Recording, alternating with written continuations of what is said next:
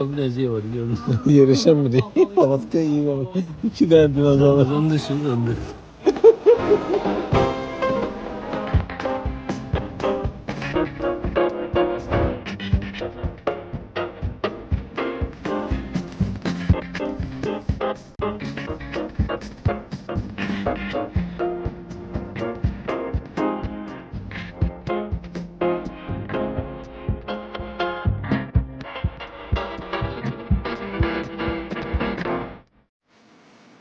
Görmüşsünüz.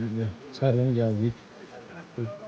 Burada çoxlu yapız var ya. Yapızdan iyisi dersin.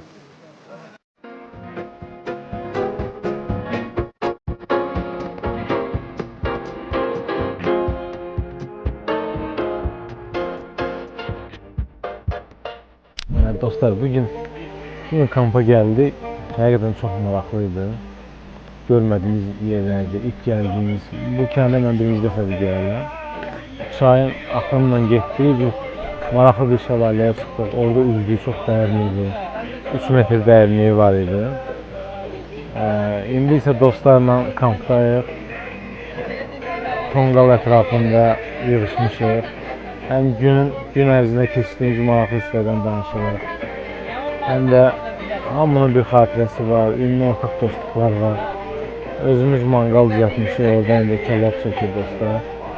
Çox maraqlıdır. Azərbaycanı gəzməyə, görməyə yerləri çoxdur. Mən də siz gəlib bu gözəllikləri görməyə məsləhət görürəm. Dostlar, iki nəhəng adam yerləşməyə çalışır palatkaya. Hər ikisi alın.